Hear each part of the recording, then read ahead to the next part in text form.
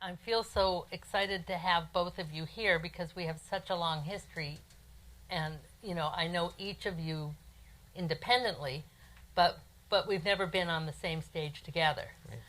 So that makes it all the more interesting. And I think I'd like to start with just a little bit of an overview on the creation of this new production, the thinking that went into why now, 30 years later, and what were some of those changes?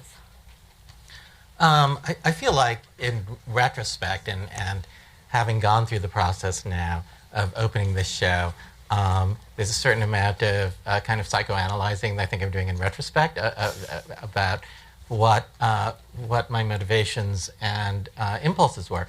And I think I realized that I was not in a hurry to revive the show. It has been 30 years. I'd had some other opportunities to bring it back. And that what I was always concerned about was, we managed to have a great impact and engage with the culture 30 years ago. And how do you do that again, particularly when the culture has changed a lot? And so the first thing that started to feel exciting to me was when Nell Nugent, our producer, came to me and asked about getting the rights for Broadway, and we very early on began to talk about directors, and Julie's name came up. And that felt like the possibility of being able to reinvent this show in a way that would feel fresh and we could at least hope to engage with the culture today. I've got my initial impulse was what a lot of people think of when what they associate with Julie, which is that, she's got this amazing eye and she's got this supreme ability to work in the theater, and she's, arguably our finest director today. And so that was exciting. But then when we finally met, I realized that what I really wanted was to re-engage this piece in a much more profound way, and that Julie was primarily interested in story and character, and that all her, it's never spectacle for the sake of spectacle. It's always motivated by something in the story, and that I also wanted to re-engage with this material again. So you want to take it from there? Yeah, so, and David knows this now, but it was fairly recent. I saw it 30 years ago, and I liked it very much, but my memory is like everybody's. I remember Eiko Ishioka's set, and I remember when the clothes came off. I remember the big reveal. And so when I read the script, which is not what I remember, but when I went back and read the script, I felt that two things. One is that the reveal, as David knows, would have very little meaning today. It wouldn't be a big shock. It would be hardly a shock at all, and who cares? And two, that Eiko's set was magnificent and beautiful, but when I read the script, I said, this is taking place in a cell. This is in a teeny little cell. And that what I wanted to do was, David wrote a film script, basically. What I mean by that is he unabashedly wrote something with many, many scenes, maybe 37 scene changes. And instead of deciding to do it in a one unit, I wanted to see if we could really move from place to place. Now, before that, I also felt that the characters of Song Li-ling and Gallimard, the two lead characters, were players in a very political social drama, which was really a revenge story, and that I thought there was potential for a much more developed and nuanced love story, and that people today, that he could keep all of his political ideas and his social ideas, but that the two characters, wouldn't it be something if they could be developed more? And I started to do the research, and what David didn't know when he wrote the play, because he wrote it 30 years ago based on a very short article. Yeah, page 27, one column, New York Times. New York Times. And because his play was so successful, the journalist got to go and interview the real people. She wrote a book subsequently. And then The real story, and I'm not telling you to go, if you haven't seen the show yet, don't bother doing that, just come to the show. But if you have seen the show, go read the real story, because it is interesting.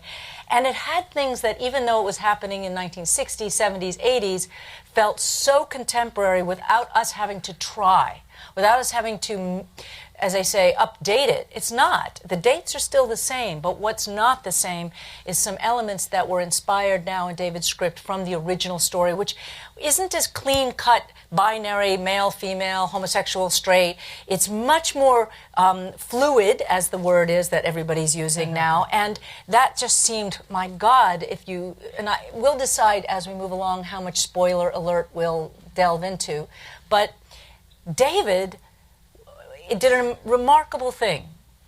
And a writer with a major hit done all over the world said, okay, I'm game. Let's go back and open this up and see how we can develop it for now, but not really for now. Let's just look at this piece and see where it can develop.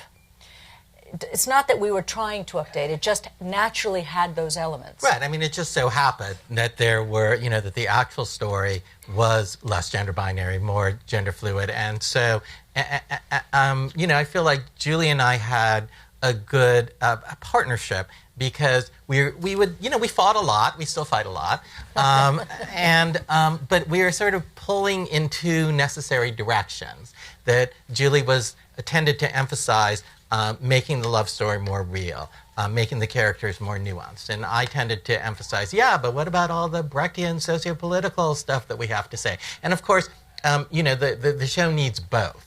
And I think that's why we've ended up having a good partnership. Yeah, so it's actually very different than the original. Ultimately, the socio-political aspects are pretty much the same, and they have even more resonance now, which you should talk about, because I find that shocking. From the Harvey Weinstein to the North Korea stories, it's just utterly, when you hear words that David wrote 30 years ago, and those pretty much have not changed, a lot of those. Yeah, it's sort of surprising because, sometimes we think about, okay, well, the East-West power balance has shifted, right? So 30 years ago, yes, China was ascendant, but we were generally still living in an age which was Western dominated, where America was the major superpower. And nowadays we're in a very different situation, where it's generally acknowledged that China's probably going to be the next superpower, and that process has most likely been accelerated by the current sort of incompetence and confusion in Washington. So, but we were initially going to do this show like a year ago, or last spring. And we waited for Clive, which turned out to be a wonderful decision. But it's interesting, like a lot of things in the culture, to do it, post the election, and because we happen now to have a president who believes that the way you deal with foreign rivals, foreign enemies, whatever you want to call it, whether that's China or or Muslim countries or whatever he perceives to be the enemy, is to be more kind of aggressively masculine in a traditional way, to be more forceful, which echoes the line in the play, Orientals will always submit to a greater force. So in some sense, post-election, the play has become, I think, more relevant, because we're in a period of sort of make America and butterfly again. Yeah. All right, so I can't resist going back a little bit in time, because some of the conceit is, the Madame Butterfly. So I went back and was looking at, Puccini's original Madame Butterfly, and some of the subterfuge and ideas of colonialism that were built into that, and Orientalism of and that's what, 1899, something like that. I think it opens in 1904. Yeah, the opera does. And then the opera, of course, is based on the Belasco, which was Pierre Lodi, and there's a number of different sources that end up going into what becomes the play, and then the musical. I mean, the musical, the opera. And he does 4 versions, I think. Yeah, it's kind of interesting. The first one was not so successcul, and they just kept who going. does it? Puccini. There were at least two major versions. I mean, the first one doesn't succeed, and then he goes and does a rewrite, and I think he moves the act break, and I think there's one more scene that's added. There are probably people out here who know this better than I do. But yes, there are at least two major and then it becomes a success. Right, and then you write M. Butterfly. What was the inspiration of sort of doing that twist? Well, I mean, initially I heard about this story, so okay, we'll just give some stuff away. Did you hear? I was at a party and somebody goes, "Oh, did you hear the story about the French diplomat who had a 20-year affair with a Chinese actress who turned out to be A, a spy, and B, what we would now call physically male?" And I thought, oh, well, that's really interesting. And so I thought about the story for about a year, and one day I asked myself, oh, what did this diplomat think that he'd found? And the answer came to me, oh, he probably thought he'd found his version of Madame Butterfly. And at that point, the event of dovetailing the plot of Madame Butterfly and the events of the spy story seemed to me to be an interesting way to get at the material. And I have to add that, the really first time that I spoke about this play in any great depth was here at Asia Society with Bob Oxnam interviewing me. And, it was a point when people don't quite remember this, but M. Butterfly has always been an incredibly divisive play in terms of critics, and not so much audiences tend to embrace it, but critics always get a little freaked out by it. And even the initial New York Times review by Frank Rich, he liked the play, which was great, and Frank was a supporter of mine, but he did not like the production. He liked B.D. Wong, but he did not like John Lithgow. And then from then on, I can tell you like who the critics were really split down the middle. So it was a very kind of. So first of all, I'm sort of part of me is kind of proud that we're inspiring that degree of division today. But it was wonderful to have the opportunity to begin to explain the play and talk about the play when that production was at a very vulnerable point 30 years ago here at Asia Society. Mm-hmm. Yeah, that was great, and I recently found that footage, but really? I decided not to try to play that. Put you in that position. I'll send it to you. Okay, good. It did occur to me just looking at these other images, and including Miss Saigon, that the kind of conceit and power of these kinds of East-West love stories of various sorts continue to hold sway. But then I started thinking about people like Mei Lan Fan and that idea of within Asian theater of forms where who plays male, who plays female, who does it better, and that has some power that I see explored more that I felt was more explored, and I'm just curious from your standpoint. You mean in this production? But maybe not hitting you over the head, but I felt like it was there. I think that the one thing that we didn't talk about yet is that in the original you had a glimpse of White Snake, but really to sort of show that Song Li-ling was a Peking Opera actor or diva or whatever. But it wasn't. It was just there as color, really. Just this is the world. And when we did the research, and David had found out about this post writing the play, it turns out in the real story of this Shi Poupée and here we go again. Shi Pei Pu. I always do it opposite. Borsico. In the story, it turns out that Shi Pei Pu was an opera performer and had done an opera called Butterfly Lovers, which is a very now well-known opera. It's from Hunan. From Yunnan. So John Ali, who has been my cultural consultant for many years, and you came up with the source of that it was from Yunnan. Yunnan. Yeah. Anyway, what's amazing about this story, The Butterfly Lovers, is that it's about a girl who wants to be educated long days ago, and she can't because she's a girl, and her stupid brother gets to go to school and doesn't want to. So she gets to dress up as her brother, goes far away to study in a school, becomes best friends. She's disguised as a male. She becomes best friends with a young scholar, and there's so much tension there, but she can't tell him that she's a she. And then her parents bring her home and have her wed. She's going to be wed to a wealthy farmer or merchant or something.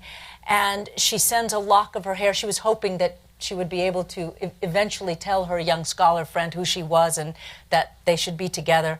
And he gets sick when he finds out the true story, and he dies. Whether he dies of heartache or not depends on which version you see. Mm-hmm. And as we saw none of them, we get to make it up. And he dies, and on the way to her wedding, this young woman who's being forced to marry in an arranged marriage, she comes to the gravesite of her beloved young scholar, and the world opens, thunder and lightning, the grave opens, and she falls into the grave to be with him, and two butterflies emerge and are joined eternally together. So this is a story that the Chinese diva told to the young French. He wasn't really a diplomat, but he was in the... He was in the embassy. Yeah, he was in the embassy. And said that this story is her story. And it really has to do with how she allows him, enables him to believe that, in fact, and now this is the spoiler, so I'm going to go ahead and do it, all right? In fact, though in this version, David has written it so that we know that this person, or you might not. That's what's sort of fun. We can ask who knew and who didn't know. But we don't try and hide the gender of the Chinese character.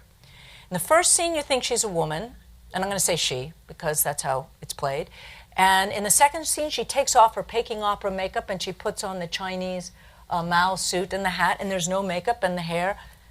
And we don't, it's a man, it's a woman, it's a man. And finally, she's able to tell Gallimard, who, when he's not sure, he doesn't want to have anything more to do with this person, she tells him that she was born a woman. And that because her father and her parents, various versions again, wanted a son because there was already 2 or 3 daughters, that they decided to bring her up as a young man, and so she's lived her whole life. Now, this sounds like it's in the news now, that I was born a woman. This is part of it, and she says, the reason I wanted you to see Butterfly Lovers, come to the opera to see it, and she plays the young female part, because she would, a man would, I'm saying she, but he would play that part, because that's my story. And you felt something about me, and you knew. Now that's pretty weighty, especially if the man is already attracted. So this is the thing that David has added to this new one, but it did come inspired from the real story. And the fact that it's an opera, Butterfly Lovers, and you have Madame Butterfly, but one is Chinese and one is Western, it was really for us, I think, very exciting to have these 2 points at coming to the story, these 2 perspectives.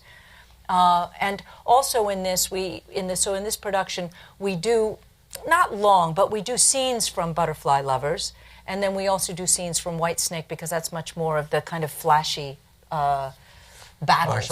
Martial type of a battle. And White Snake also has a kind of subterfuge and of metamorphosis. Yeah, metamorphosis. Well, metamorphosis is so much a part of what the story is about. I mean, you saw a little image. It starts with a moth attracted to the light, and it goes through these transformations as, the metamorphosis of his classical play, of his modern classic, we call it.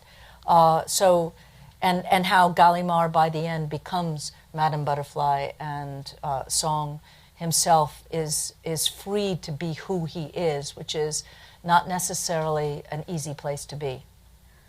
Yeah, it's so amazing, and that's why I couldn't resist having Mélan Fan here, because here you see the ultimate male actor playing a female in Chinese opera, and who was quite actually famous in the U.S. Here he's with Paul Robeson. Mm-hmm. In London, evidently, because they're a friend of Claridge's. Right. So let's go into some of the images. I think what we're going to do tonight is spend a little bit of time looking at some of the choices, particularly within the Chinese opera, and then going into the later Cultural Revolution work. So do you want to talk a little bit about, and also some of your choices, which we'll Can you get see into it with that. all the light on it? Can you guys see it? Should take Okay. the lights down a bit. Is it Yeah, possible? can you take the lights down? Well, just to begin with, as they're doing that, what you're seeing here, besides the obvious lanterns that are floating in the sky, are screens. And Paul Steinberg, who did the set, the concept for the set was that, first of all, there's no automation. It's all hand manipulated. It's 6 by 12 foot screens. And they were, the first idea was this magic Chinese puzzle box, because I felt that David had written something that was very akin to a mind expanding, that this man telling his story starts in a cell and it expands to dreams, hallucinations, flashbacks, projections. Have I missed anything? Meta, where Parendellin. Right, Yeah. Parendellin. So we had 7 scene changes in a Chinese box. It was very exciting, and then we got exhausted. We just went, that's it. We can't, after that, we can't go any further. So the idea was to take the screens, which we all know. You're here at Asia Society. We know that there's Japanese screens, Chinese screens, Korean screens, and that everything would be architecturally, would be able to move these screens on tracks into different formations. So though what you're seeing now is the Peking Opera set, it's nothing like a Peking Opera set. What you're seeing there, and again, I think there's too much light. I can see that you can't see it. I think the problem is that they are projecting for the web. Oh. That's why. Oh, I see. But if they could bring them down a little bit, that would be good. So you're looking at what really are the makeup designs, paintings of the makeup designs for the Peking Opera that have nothing to do with Butterfly Lovers or Whitesnake. This is when you're not part of the culture traditionally. You actually have a little bit more freedom because you're ignorant. So what we did was we took these beautiful playing cards that we loved and made them the screens. And on the other side of these screens, it's metal. And so when they turn around, they can become the cell or they can become different aspects. And sometimes it's like a flip card. And I got inspired to do this style from my very first journey to Asia when I was 21. Not my first journey, it was my second journey. When I went to the Awaji Puppet Theater in the island of Awaji, which is the folk bunraku.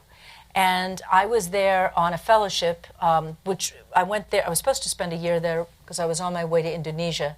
I spent 4 years in Indonesia and only spent a few months. But I did go to see this dying art form. The only one that really, it's the bunraku with women telling the story and women involved.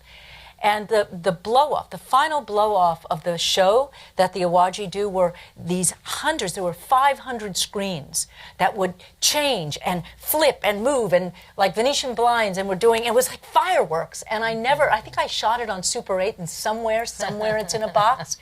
But it never left me with something that was so handmade and so magnificent. So when we came to David's play, I said, I don't want projections, and I want it to be visceral and physical, even if that means that they're not always going to be perfectly aligned. You just can't when you're not automated. So these screens move. This is from Butterfly Lovers. This is a clown character, the matchmaker, and his track is in Chinese. Actually, one of our actresses speaks Chinese, so she does the vocal and he does the part. It's so amazing to see those figures, the faces behind him. Well, again, you're in a 1,000-seat theater, and it's so sad. First of all, these makeup changes are in. They have a minute, or to do that kind of makeup is an hour-long operation. Yeah. And some of our makeups, the person who plays song, he gets full out. It takes him an hour to get ready for the Madame Butterfly moment, and then he can add to it for the Peking Opera. But the second opera that we did, which is this is still Butterfly Lovers, and so they had time to put their makeup on for this, but not the extreme type of makeup. Right. So we use masks in the second one. Right, and I keep complaining, and I would be complaining to Julie, like, can't he get on sooner? Yeah, well, because he's got to start to undress, and we did get on sooner eventually. So this is, on the right is Song as the one young scholar dressed in the male clothes with his best friend, And then when you saw, this is not in any order, but when he was in the same robes, but his long hair is when he's home. And this is from White Snake. And unfortunately, I am not an aficionado in Peking opera at all. And so my costume designer, Constance Hoffman, who was working on these, some of these we had to get directly from China, because to make these in the United States are prohibitive. So she did a little bit, and actually how she had to put them together, because these are quick change. Again, if you were to do the real Peking opera, it's not quick change. So Velcro? I don't know what, I don't go there. I let them do that. When I design it, I have to, but she designed it. So there's a mask there, and the masks we could then, because you can put them on quickly, we could get much more of those fantastic characters. You can keep going. Yeah. So again, these are iconic stock character types Yes, as well. and the battles, and I'll tell you the reasoning about going into it this much. In the original play, as we said, David play, the performance, there were elements, but very small elements. But the part of the story where song is interrogated during the Cultural Revolution, Right. during that, I felt, David knows it, I felt that if you didn't see what was before, you'd have that cliched response that China is just this, brutal, cruel, everybody wearing the same clothes, this kind of homogeneous visual. And what is so attractive to that Westerner, Gallimard, is, and you wrote this beautiful passage where he talks about going down the side streets, getting lost, basically. Oh, right. He really was a romantic. This character, he is a romantic. Part of what is his allure to her is the fantasy, and to the world that isn't his world. His world is mundane. But the world that we present him with, and he's the only Westerner in the audience, and the way that you've described the Peking opera, we don't do your description. We let the language does the language, and the imagery does what it's supposed to do.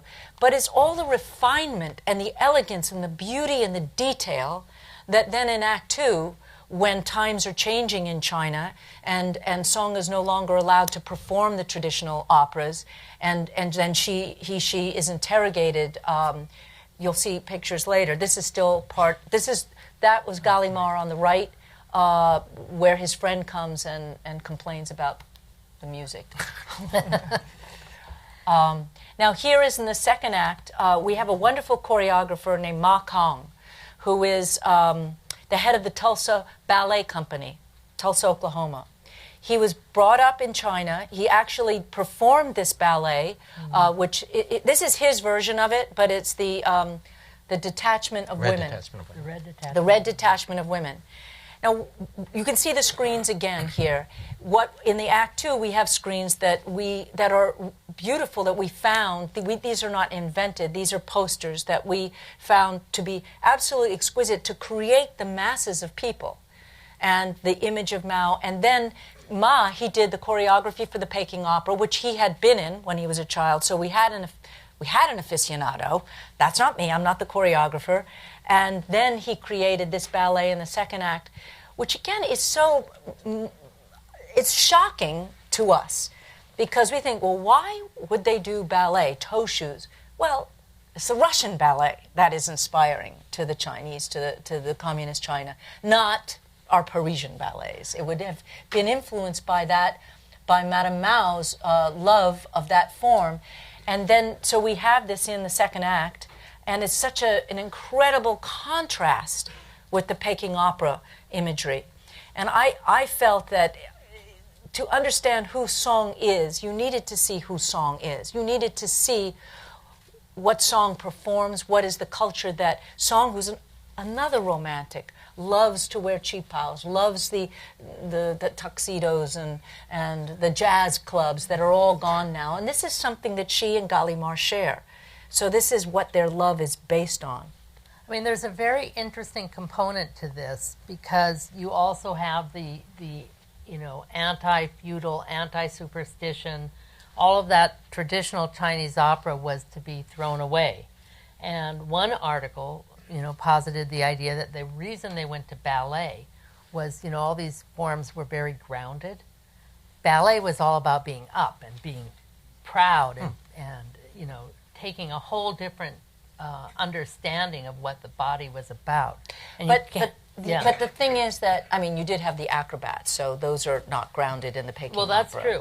Yeah. I think it's, look at the women. They're aggressive, they're strong. Yeah, they're wearing shorts. That's not our idea. That's in it. So that's very interesting, I thought. But they're warriors in an equal way with the men. Do you have another picture of that? Mm-hmm. Yeah. So our 4 dancers do everything. They had to be able to do ballet, but then they had to learn. And Jin Ha, who plays song, he's not in the ballet, but he had to learn the Peking Opera. It's so interesting though to see, you know, Chairman Mao, where you had seen the Chinese opera characters. Right. Now you have Chairman Mao looking out at them, taking on a role. Yeah, she's an amazing dancer. The one on the left is just astounding. This is her first real show. She's like 21. She's still in college. Yeah. Yeah. But that idea of being up and in the air is kind of amazing. And the sense of the Cultural Revolution with all the young people that were in the...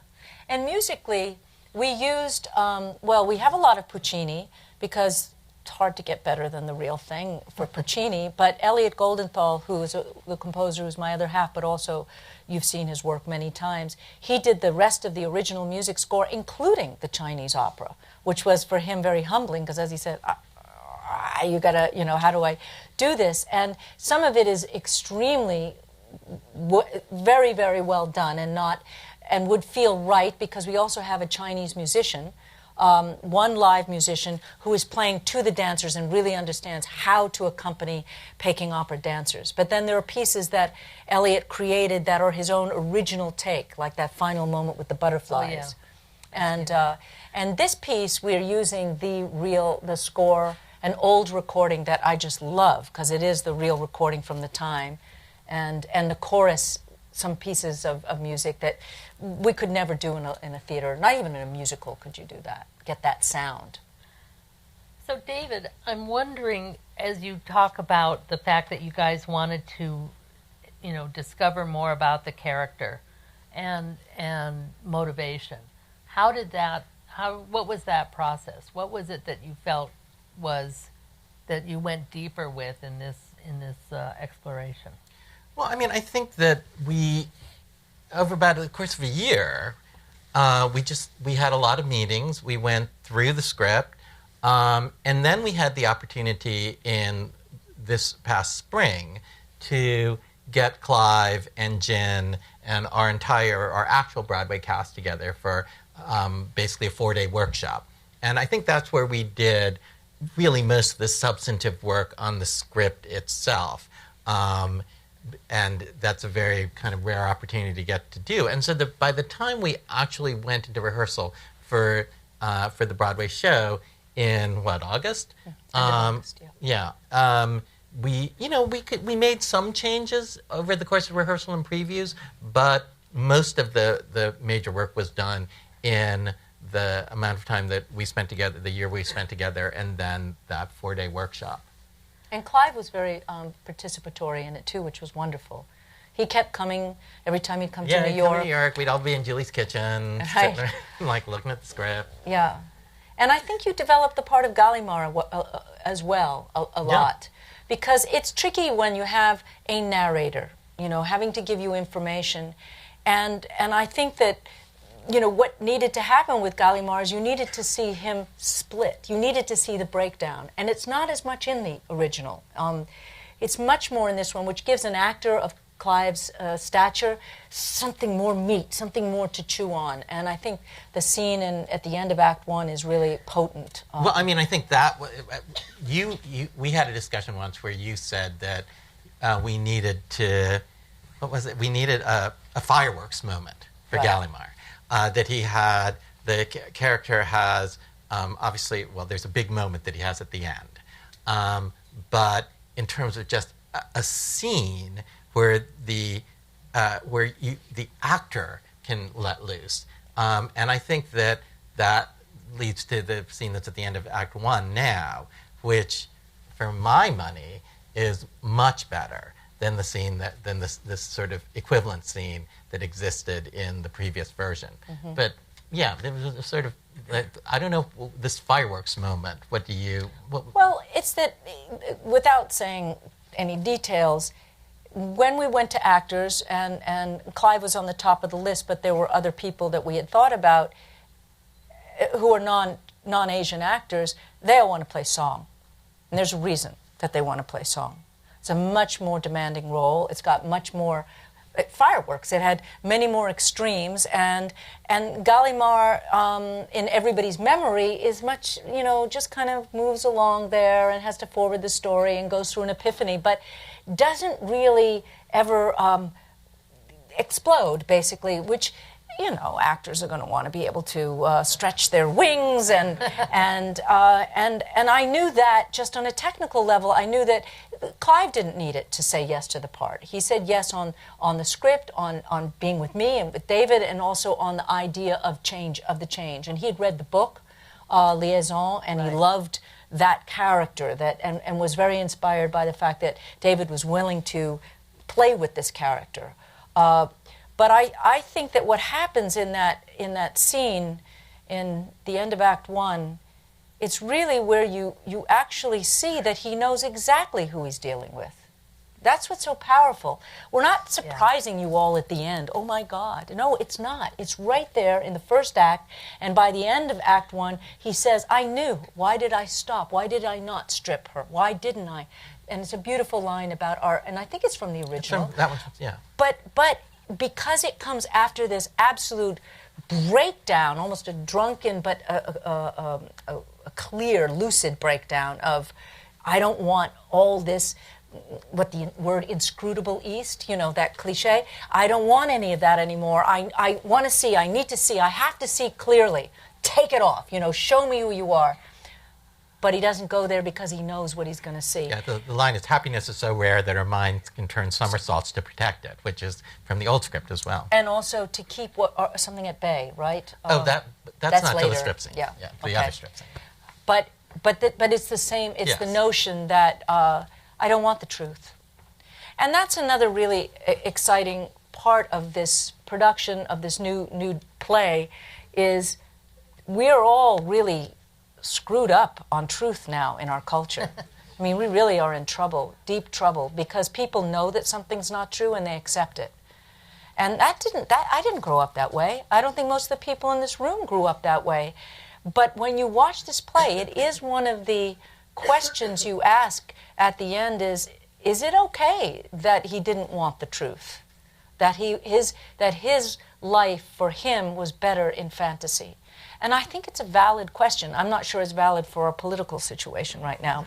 But I think on an individual level, I think it's absolutely valid that, we put people into formulas and have forever. And I think young people in particular are saying there is just no formula like that. And if I am happier living this, and even if I'm happier living online, I mean, we've got virtual realities.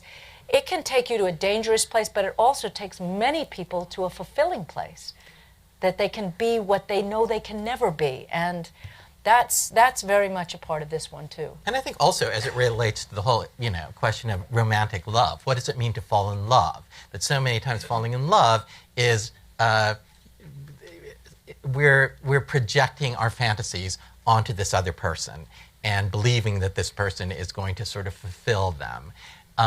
And so the play is about a lot of things, but it's always also been about self-delusion and the role that self-delusion plays in love. And I feel like that gets brought out it's definitely part of the old play, but I think it gets brought out in a very rich way in this new version.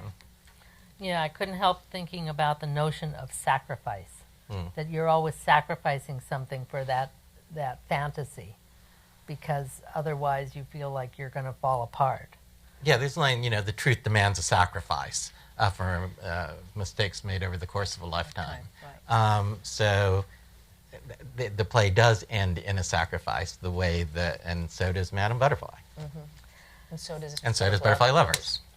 So my last question before we open it up to all of you really has to do with, okay, so I thought this is the ultimate in cultural diplomacy because he's a diplomat, right? Working, although he's not explicitly working in culture, it's culture that is inspiring him.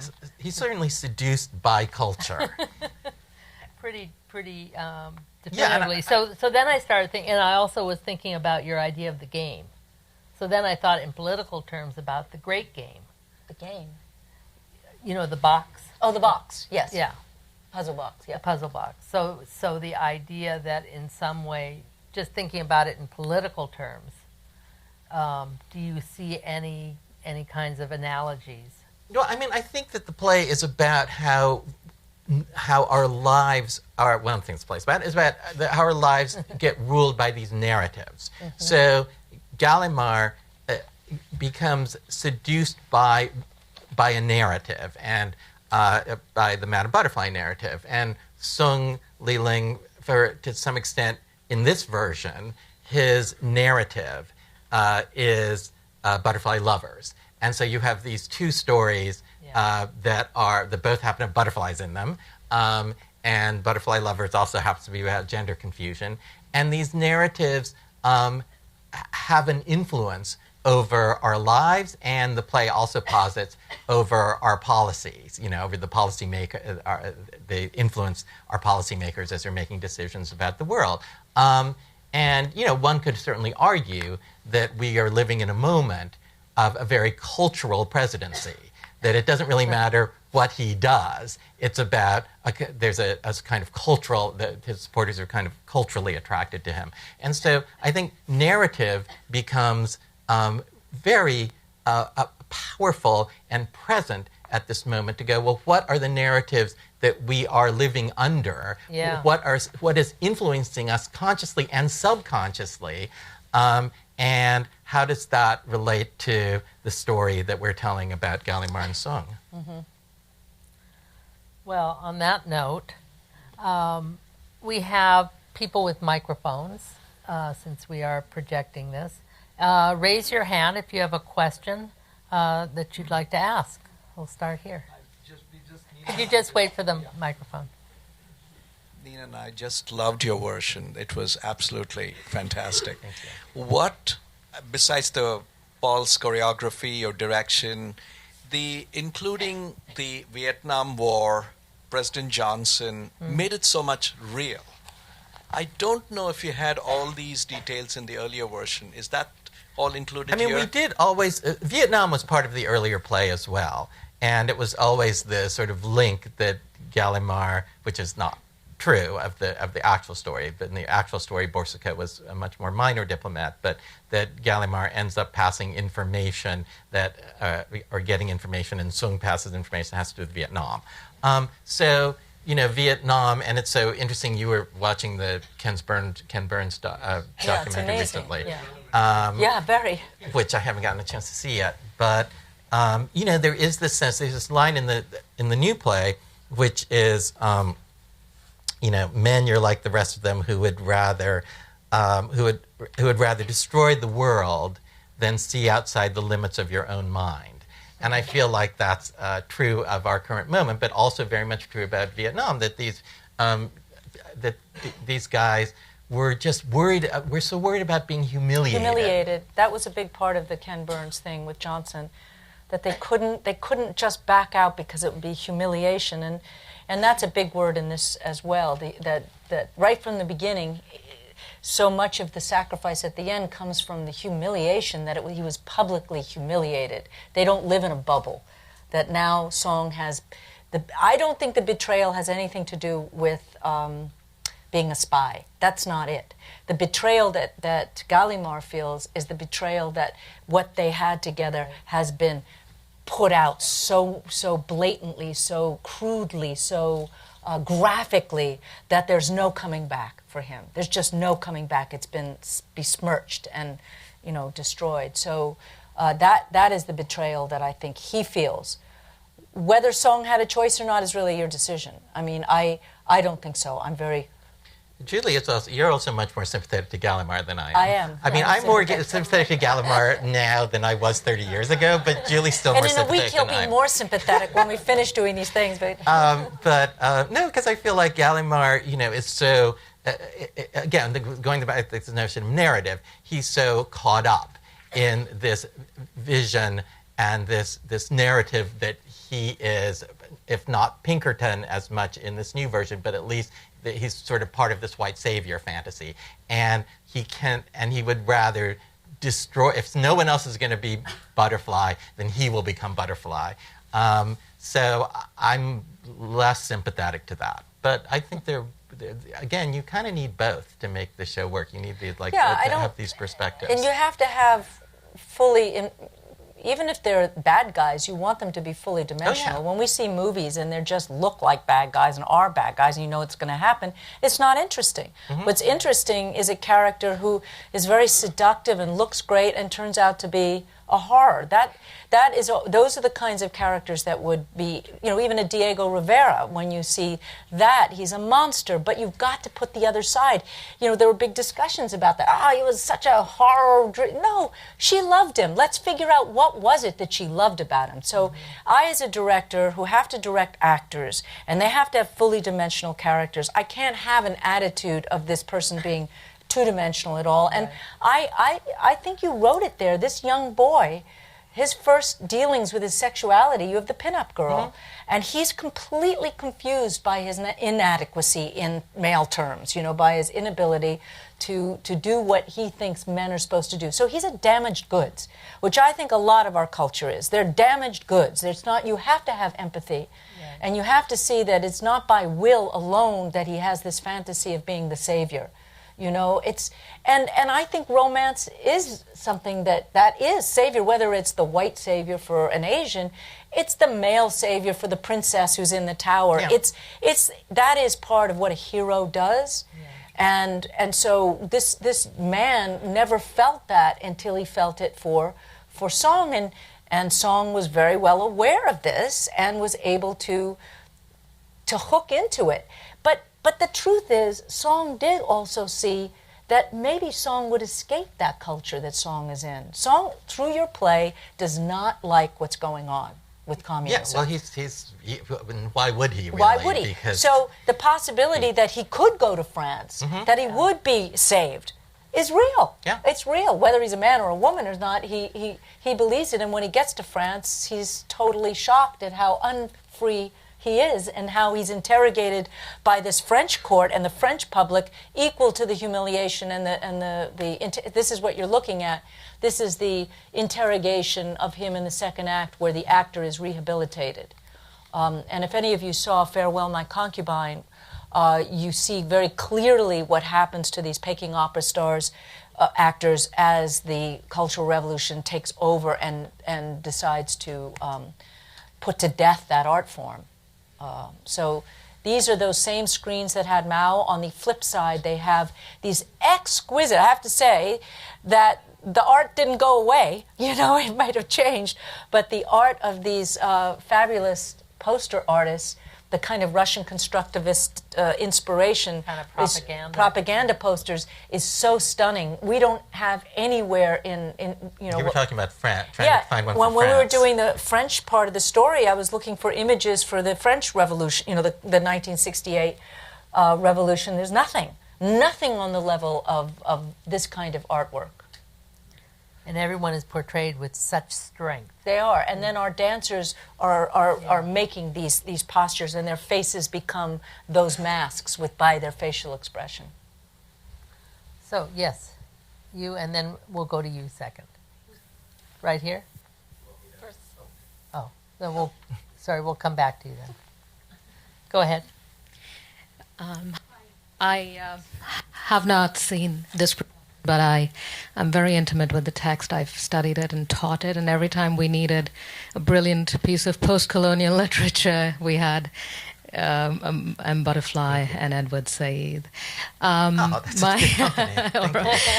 My question is half-formed, so please forgive me. At the point where I was I was getting intimate with this text, we had still the notion of the feminized and the duplicitous East, which is why this character works so beautifully. And today we have a notion of the East that's this growing economic bacteria that must be stopped. So it's a question to both of you, if you have any thoughts as to where the East now figures in culturally in the space of Western imagination. What a question. You better take that one. No, I mean, I do feel that one of the things that we have tried to do with this version is subvert or problematize the trope of the duplicitous East, and the duplicitous Sung. Therefore, that you hear the way that Julie's talking about Sung, and I feel like in this version, what we've tried to do is make the character more transparent. So we're not trying to do a kind of crying game, surprise at the end. And by the way, yes. Such an interesting, like Neil Jordan, at one point we were considering him, and I thought he should have directed the movie of Crying Game, and Butterfly, but and David Geffen didn't want to hire him, and so then we ended up, we're streaming this, but anyway, and then 4 years later, he sort of makes The Crying Game. So I'm not saying there was a connection, but maybe there was a connection. Anyway, but we're sort of we're not banking so much on the sort of reveal of the duplicitousness. But in terms of how the East is perceived nowadays, in a funny way, the powerful East, I think, still gets treated by our president and others in a more sort of dragon lady way. The China's ahead because it's cheating, and we have to be smart like China and not let them cheat. So that even because we're so this, particularly America, is so sort of performatively masculine, and therefore the other still gets feminized in one way or another. And so I feel that our international relations still end up being genderized. There's again, I would argue, particularly with our current administration. Mm.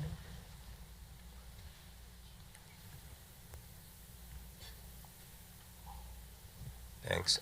This is a slightly uninformed question for which I apologize, but you have Chinese screens, Japanese screens. How do you negotiate the vast cultural difference between China and Japan? I'll toss that to you in a sec, but I don't really think that we're doing Japanese screens in this version. So Which one? The Peking Opera ones? Showed initially, look. They're Peking Opera masks. Okay, they look a little bit like no masks. That's the way I But that's the relationship between the cultures, but they have nothing. No, in fact, the screens which you don't have a picture of, which are probably Japanese, the bamboo, the first one. Right. But because if we do have something that's Japanese, that would be the one which you didn't see. But that's because she's doing Madame Butterfly. I mean, that garden that we make, and this is theatrical liberty, they are screens that are creating a garden, but they're a Japanese garden with bamboo, a bamboo forest and cranes, and it's. I think they're probably from Japanese screens, but that fits the environment for Madame Butterfly. So we don't have to negotiate between that. I mean, there's an inherent sort of Japanese, Chinese melding just in the fact that I'm using Madame Butterfly to tell a Chinese story. So you therefore inherently have kind of a Japanese element. But I really think in this version we, if anything, tried to separate and sort of filter out most of the Japanese imagery. Mm-hmm. Also, I will say something interesting. You call the Kurogo? Right. Right. In the first production, the stagehand dancers were called Kurogo. We call Kurogo, and then we're like, this version. But Kurogo is what? It's Japanese stagehands. So. And I think they even might have had, because Eiko Ishioka, who was the designer, was Japanese, they might have had much closer to Japanese stagehand costumes. Were they Chinese? They might have.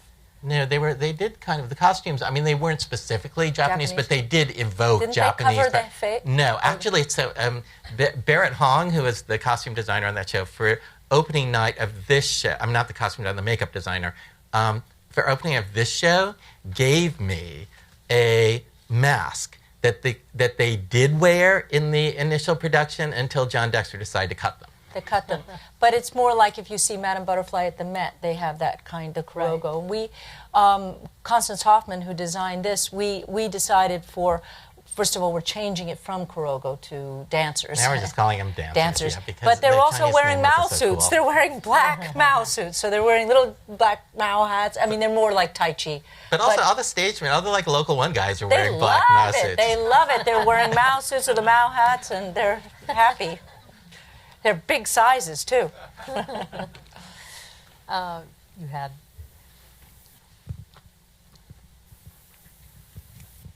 So I have a question to Julie Taymor.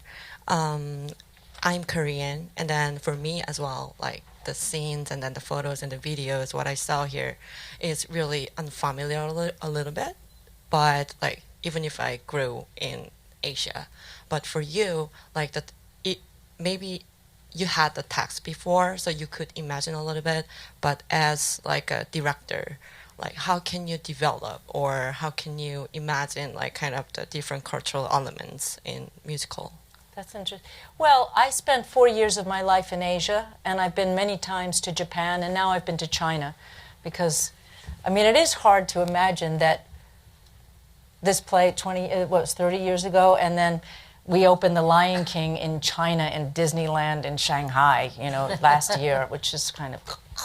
But it was all in Mandarin, and it's with a full Chinese cast. And it just closed, but it was the longest running show in China. And I've been to Korea, I've been to Philippines, I spent 4 years in Indonesia, I've been to I've traveled a lot in Asia. And since I was young, I went to Sri Lanka with Ceylon when I was 15 years old and lived with the family and traveled through India. And so I am very familiar. If you look at The Lion King, you'll see tremendous Asian influence. And Japan was the first place that did it after. There's two companies that have been in Japan for 18 years in doing The Lion King in Japanese. So it's I actually was talking to my cast today because we're celebrating the 20th anniversary of Lion King on Sunday. And I said to them, as I was trying to describe what the beginning was like to create that, and I told them stories of Indonesia, and I said, I may be an American, a white, whatever I am, but American, but I feel spiritually as an artist, I was born in Asia. And I feel that very strongly, and it's where I went through my trials by fire. So I actually think more like that than in more what we would call naturalistic Western theater. You can see it in my Shakespeare's, you can see it in my films, and you can see it, the Magic Flute at the Met right now. I live there more. What I found interesting about doing David's work was it was this balance, which I felt I had to. That's why I was so insistent upon nuanced characters, because I feel that these characters, these two main characters in principle, but even some of the other ones, which we wanted to get out, some of the high comedic cartoonish things. They were tempered a bit in this version. There's still a lot of laughs. But there's a lot of laughs in reality, and I think that balance for me was important. But when we get to the set design and the dance and all of that, to me that's not padding at all. That I get a little annoyed when I think people think, oh, she's visual, so she throws in these spectacles. That, to me, is as important in you understanding who these characters are as David's dialogue. I mean, he's left the breath, he's left the room, so that it's even a relief to be away from Gallimard for about 4 minutes, because otherwise, it's talk, talk, talk, talk, talk. So you can better, if you can cleanse your palate in a meal with the sherbet or whatever it was supposed to be, you can come back to a rich taste of something. And I think that what I've always believed, and I've said it whenever anybody says, oh, she does, in Lion King, there's Javanese shadow puppetry, there's bunraku. No, I don't do any of those things. Those cultures, those things, and we've talked about that before. That's right. That colonialist approach to taking what do you call it, like just Appropriating somebody else's culture and plunking it down. Probably this one is more in a way, but it's because I have Ma Kong and I have the artists to do it. I felt it was appropriate to do something closer to the Peking Opera. If I were to do something that was more original, it wouldn't look like that, actually. It would be inspired by, like The Lion King is inspired by African Kuba cloth. There's almost nothing that's African in The Lion King. There may be 2 or 3 masks where I finally got exhausted and I just said, oh, that looks good, let's just make that. But mostly what I believe as an artist is when we, quote, appropriate, which we shouldn't do exactly, what we do is we go and we experience and we're inspired. As the Balinese painters were inspired by the Dutch paintings. They didn't paint those kinds of Balinese paintings till the Dutch came and gave them oil paints and showed them their paintings. You let it go through you. It comes into you, and then it comes out of you in hopefully a more personal, fresh way.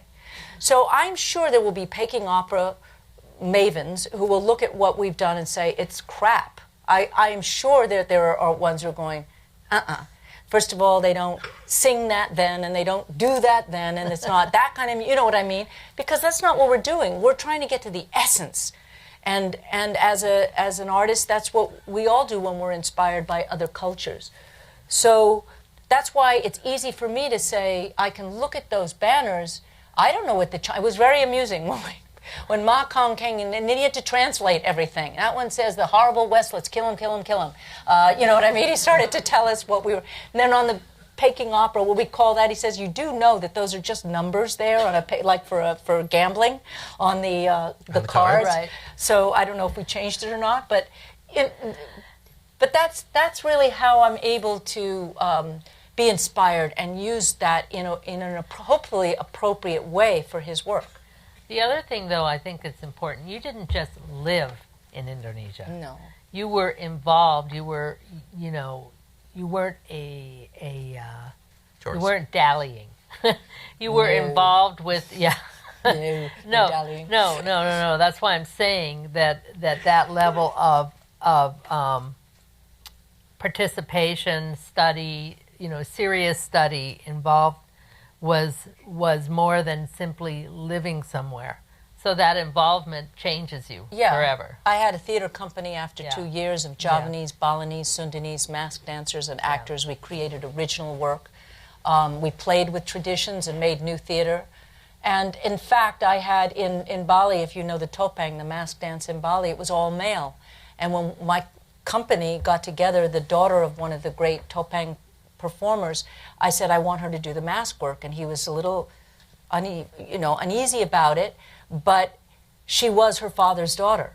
And the humor, it was always the women were always playing the princesses or the old whatever. But they never got to play the clowns. They never got to play all these other levels. So then I heard, because I haven't been back in 40 years, I heard that it became part of the tradition, that women started to perform. Sometimes, you do need to be outside a culture to see that culture. That's why all the artists, whatever, in the 20s went to Paris. The great American artists did a lot of work because you get a perspective on your own culture when you have distance. And you can not only see it, but maybe even appreciate it more when you have distance. And this had to do with Indonesia as well. When I was there, the Wayang Kulit, which was having, the tradition was with the Blencong, the Wayang Kulit is the shadow play with the oil lamps. They were getting rid of the oil lamps and using electric bulbs. It's much faster, it's easier, you don't need oil, And what do you lose? You lose the flicker, which is you lose the life, you lose the light. I, as an outsider, could see that because, of course, I'm romantic and want the oil lamp. We come from a culture, that's why I got rid of the projections in a way, because we start to lose what it is to make mistakes or to have, to see the threads or to see the dirt or to see what the visceral, physical thing there. And so the first play that I ever made in my life was in Indonesia, and it talked about modernization. It went from leather shadow puppets with an oil lamp to plexiglass shadow puppets with a light bulb, where you couldn't see all the details of the wheels moving or the movement of the cane as the old farmer with the pack came. And so all the meaning was in the method. the technology, the whole story, there's no dialogue practically, and the whole story was in how the story was told, the technology, and the transformation from this kind of ancient traditional that people were ready to get rid of. And that was very exciting to me, and I was probably 21 or 22 when I first did that. Another question. Okay, the woman in the blue, and then we'll go to you. Hi. I already have one.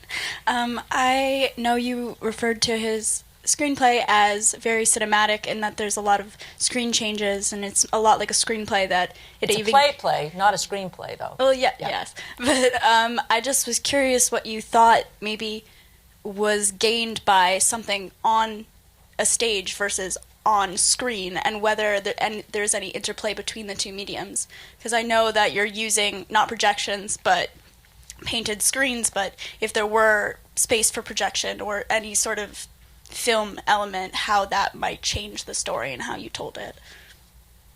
Do you want to address that at all? Well, I'll just say, I mean, you could talk about obviously what you decided stagecraft-wise, but for me, I mean, theater is. I work in television, I work in film, and I work in a lot of other mediums. But the thing that theater does best, and when I enjoy theater, it's when the form is aware that it's on stage. And it doesn't try to pretend that you're seeing something real. Because you can't do that very effectively on stage anyway. That even if you have a naturalistic set, even if it's in a kitchen, the audience, you know that's not a real kitchen, right? So there's already a level of metaphor that theater provides. And I think when we acknowledge that, it's what theater does better than the other mediums, to have a direct human contact with live actors on stage, and then the audience has to fill in the gaps. The audience has to use their imagination to provide the things that you don't see on stage, and the audience therefore becomes the final piece in the collaboration. And for me, that's the sort of excitement of theater. Yeah, and the street scene, that's a fairly good... You can use projections in many different ways, and I've used them. I did most recently Grounded at the Public, and then Midsummer Night's Dream, and I've used them. Where I find projections to be objectionable projections is when it's trying to do what film does, which is to take the place of scenery and be the realistic place. Like, for example, he has a script. I said it's cinematic because it goes from a prison to a Swiss embassy party to the streets of Peking to the Peking Opera to they're relatively short scenes. And you've got to go fast. So that's what makes it tricky. Yes, you could easily, faster than we did, less messy than we did, do projections and be in the streets. And we did a lot of research. That's what you do with a designer. If I'm the designer, or even if I'm working with one, you get tons of research. And he has one thing right after you're backstage at the Peking Opera, and the next scene you're in the streets, walking in the streets of Peking.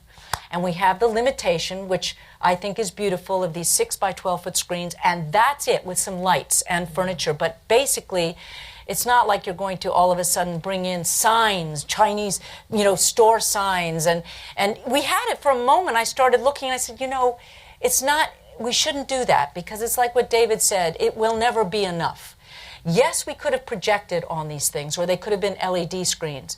But again, the way that I work and the way that I think is really magical, and it's what David was saying about let the audience fill in the blanks, is you get to the essence of what would, for instance, Gallimar's wife, you come into her apartment or their apartment 3 or 4 times. There is a lamp that's very, very definitively of a certain time and of a very European feel, even in China. It would have been there, a colonial lamp. And then there's a piece of wallpaper. Now, that wallpaper is all you get to say everything about their life. It's a visual brush painting, ideograph. And it is it. But then you go into Song's apartment, where we spend at least a half an hour in stage time, and you have the wallpaper, the lamp, the chaise that's got the beautiful lacquered carving, the lacquered table, which is just like this but red, and it has the the tea. It's got the detail because even though we're still on a stage, it's where he lives, it's where they live, so it's more fleshed out. So you decide, you make these decisions. For the street scene, which was a long scene, and I'm thinking, oh my God, do they sit on a park bench? How in the theater without a conveyor belt, right? How do you get them walking, talking? And, I'm not about to just say, cut it, David, it's too long. I have to see if I can do it first. So we take those screens that were the Peking Opera, they turn around, they're all metal, and we put them in a forced perspective, wonky slightly setup, very quickly. So you have a perspective what a street with buildings might be, but it's stylized, it's abstract art, it's abstract, it's a sculptural, three-dimensional painting of a street. And as a director, what I do is I put the two lead characters coming straight at you along a line of a white path of light. And they're walking in slow motion. They're talking in regular time, which is not easy. It's really hard to walk slow and talk normal.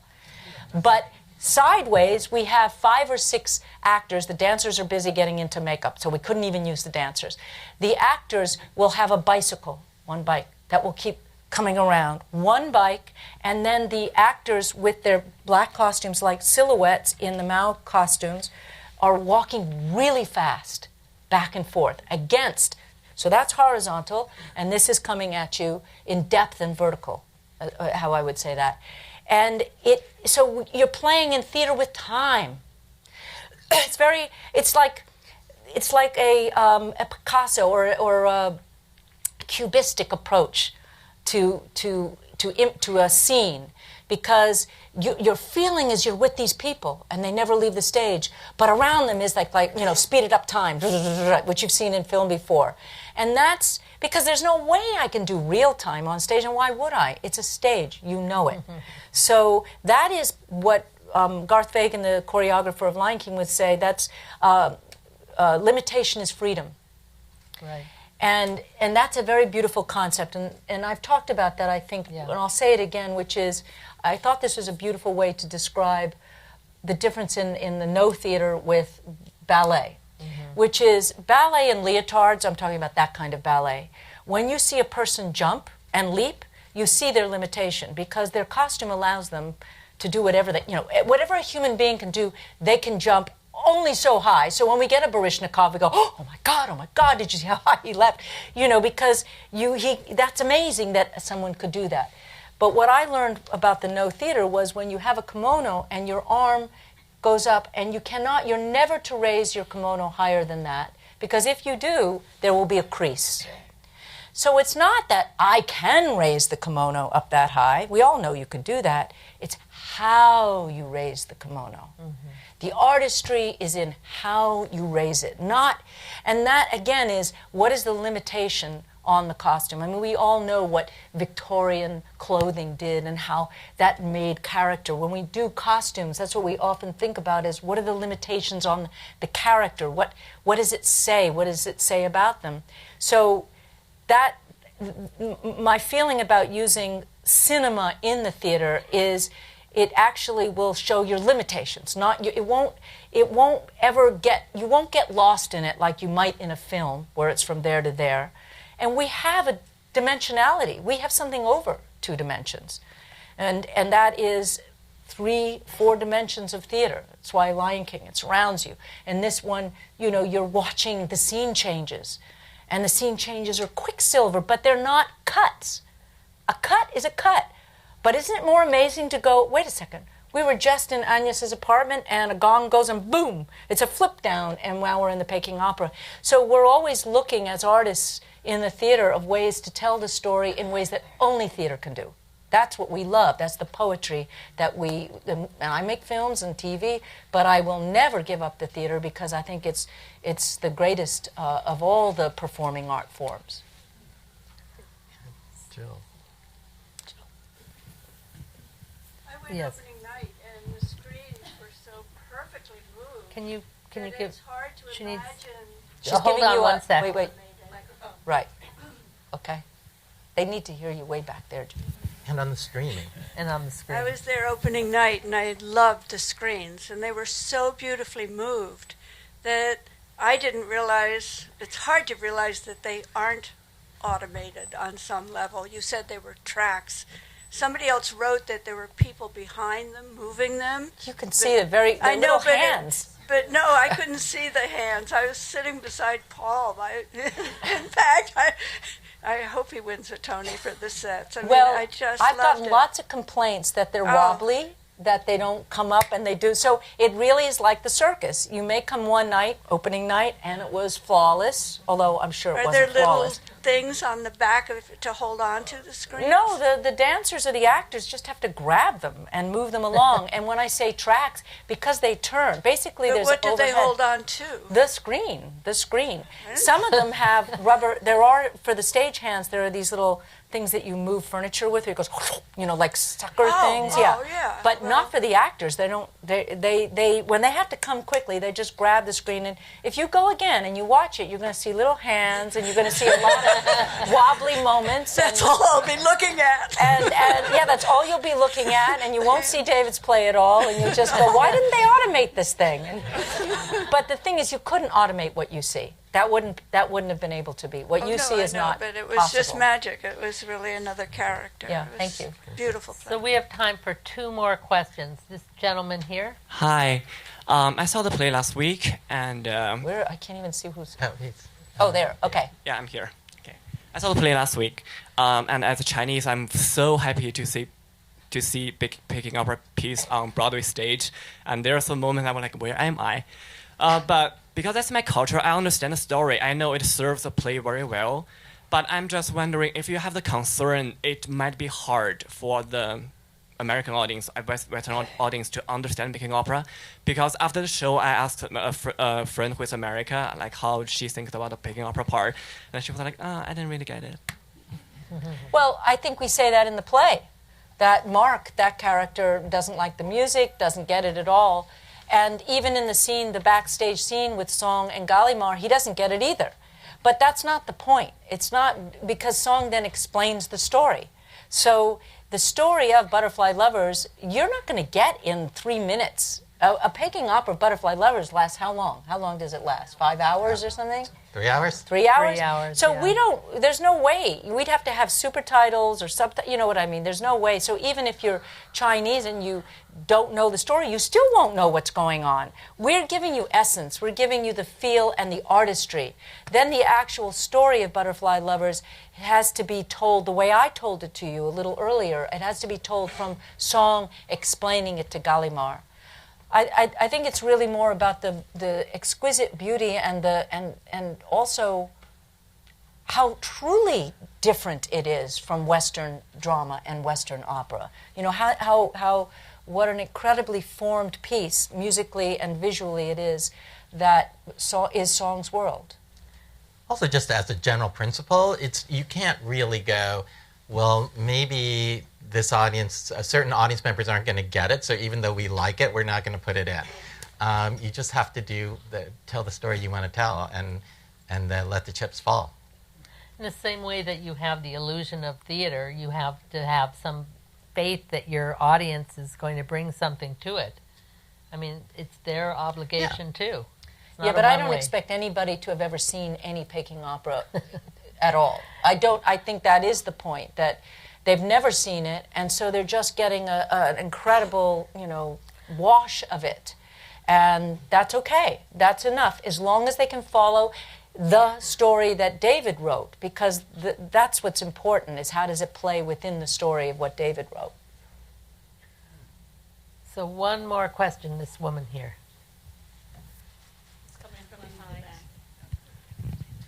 Well, thank you very much. I think this is a really incredible play. I just have, if I may ask a little bit about the timing, why you revived this after 30 years. And also, if I may follow with that question, is that in the 30 years of the span of time, do you found the different attitude change in terms of the social attitude to this play? Yeah, I mean, I think, as I was saying at the beginning, I did wait a long time to revive it. And in retrospect, I feel like I really was waiting for the right situation to come about, the right team of artists, that was really willing to challenge the material, including myself. And this is just when it happened to those elements happened to come together. And yes, part of the interest in doing it now and re-looking at it is that we are living in a very different time than we were 30 years ago. Two particular things that are different are we're much more conscious of a range of gender expression and non-conforming gender than we were 30 years ago, which is the thing that makes the shock of the play 30 years ago, I think, less shocking. And then second, we are living in a time where the East-West power balance is very different than it was 30 years ago, although interestingly, some of the attitudes remain the same, which makes the play, I think, relevant again. Well, please join me in giving a big thank you to Julie and David. Thank you, Rachel.